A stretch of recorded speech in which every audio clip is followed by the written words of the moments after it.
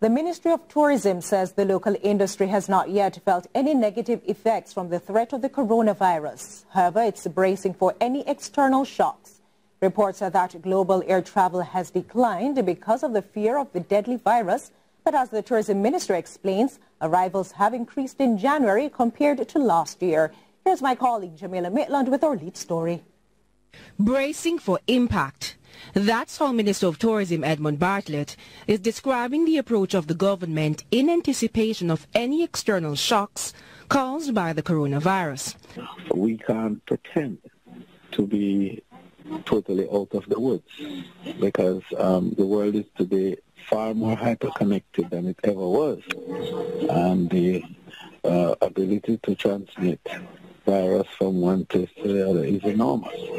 So Jamaica has to always remain alert and to be adaptive and nimble. The minister revealed that there were almost 9,000 more tourist arrivals for January compared to the same period last year, most of them arriving by plane. But with the coronavirus now a global public health emergency, there are reports of a decline in air travel, not only because of the travel ban issued by some countries to China, but because of the fear of contracting the virus. Minister Bartlett explained that all cruise arrivals are going ahead as scheduled. The position as of now is that we continue to grow. We ended January at 4% over last year, which is nearly 9,000 more visitors than January last year. The government last week issued a travel advisory in one of the country's tourism cities, Ocho Rios, banning all travel to and from China. Several other Caribbean countries have banned citizens from traveling to China. And over the weekend, the St. Lucian government denied a cruise ship entry to its port, allegedly because some passengers had developed a respiratory illness. Minister Bartlett says people will travel if they're confident that there is a collaborative effort to address the outbreak. The more we show signs that we are dealing with the problem, the more the confidence of the world will be for flying and for moving from one place to another. So as this confidence grows, then our security in ensuring that we continue to grow ourselves is heightened. Jamaica Maitland for CVM Live. Global emerging and newer threats to health require a unified approach from the government and citizens. That's according to Prime Minister Andrew Holness, who is calling on citizens to take the necessary precautions in light of deadly diseases. Khadija Thomas tells us more in this report. With several cleanup activities ongoing across the island, the Prime Minister is making an appeal for citizens to be more proactive. Jamaicans have to be cautious. Jamaicans have to become aware of these threats to our health. These threats to our health emerge from our environment. Late last month, a national dengue cleanup was carried out from the 24th to 26th.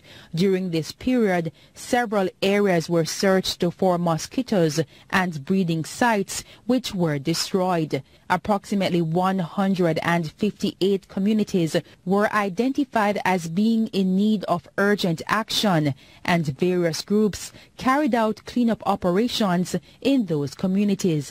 He goes further to stress that citizens must adopt good environmental practices. There have been a few cases reported in Longsville Park of dengue. Some people don't even bother go to the doctor and report. So we don't know what the true numbers are. But if you take responsibility for your environment, we can reduce the risk of dengue spreading in the country. Khadija Thomas, CVM Live. The government has been able to more than double its capital expenditure over the last 4 years, with the trend set to continue and even increase in the medium term. That's the update from Finance Minister Dr. Nigel Clark as he addressed the benefit ball in St. Anne recently. More in this report. The finance minister told his audience of mainly members of the business community in St. Anne that the current period of economic stability has resulted in significant benefits.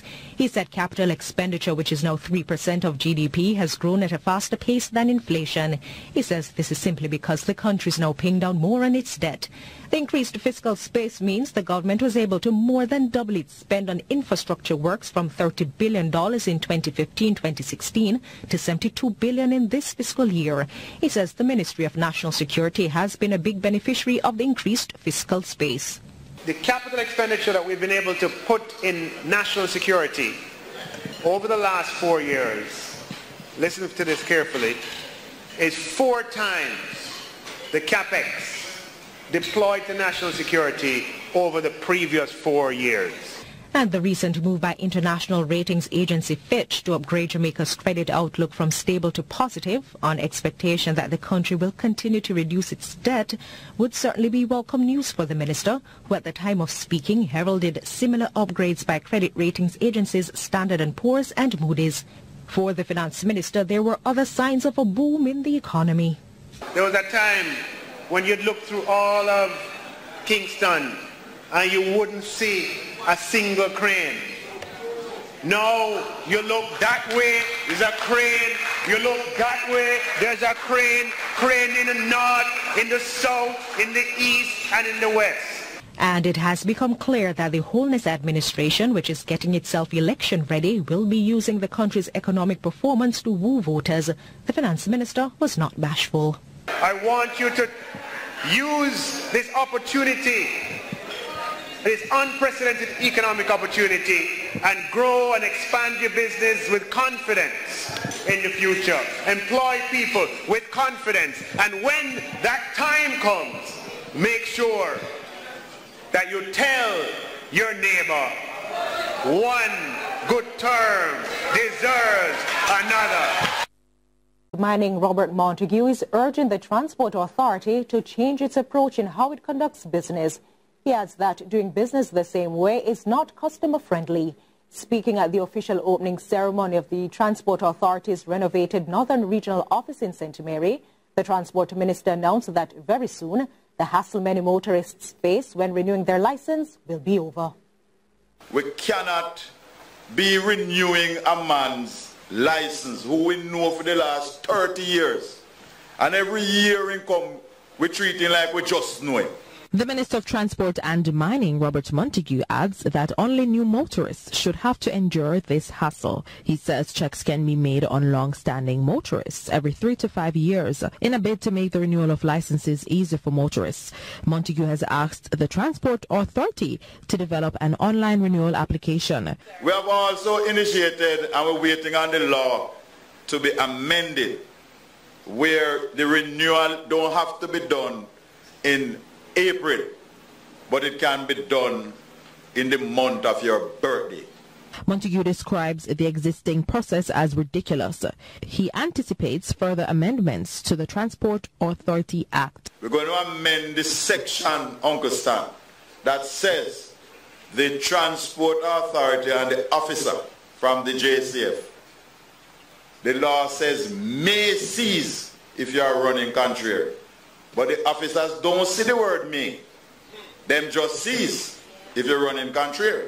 He says when a doctor or teacher is in the same situation, a ticket is issued and their tool of trade isn't taken, adding that seizing a taxi operator's tool of trade, which is his vehicle, may force him to commit a criminal offense.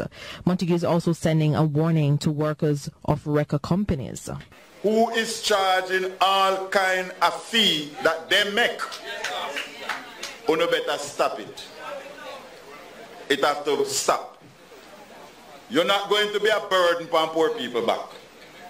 If the person break the law, they must be punished as prescribed by the law, not by a record operator. He says this form of corruption must stop. Well, I'd love ending that report.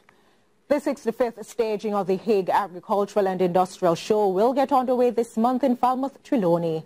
The two-day event is slated for February 25 and 26 under the theme Agricultural Resilience and Adaptation to Climate Change. Speaking at the launch, State Minister in the Ministry of Industry, Commerce, Agriculture and Fisheries, Floyd Green, said it's an exciting time for the parish in agriculture. Robin Williams has the details in that report. Agriculture plays a vital role to the country's economy and has been the main source of Trelawney's income for decades. The Hague Agricultural and Industrial Show 2020 aims to promote and market the industry as a viable career choice, especially for the youth. A youth exposition in agriculture will be added to this year's staging of the two-day event. State Minister in Agriculture Floyd Green says the show is developing annually. So Hague, we are depending on you to outdo what you did last year and to ensure that people recognize that not only agriculture across Jamaica, but agriculture in Trelawney is on the rise.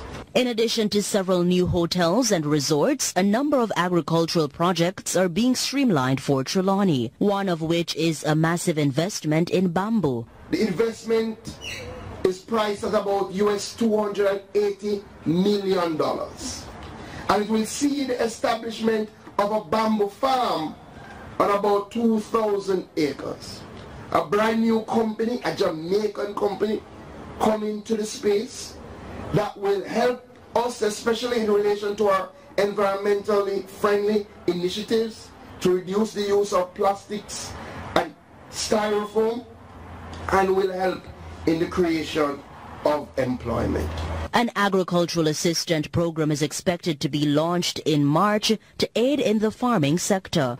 What we are bringing in now is a cadre of young people between 18 and 35 years that will be trained to work with the extension officers. They will be taken from those communities that have tremendous numbers of farmers, trained and put out into the field to work with those communities. Green points out that more focus will be placed on strengthening the paradial larceny unit within the ministry. Robianne Williams for CVM Live. When we return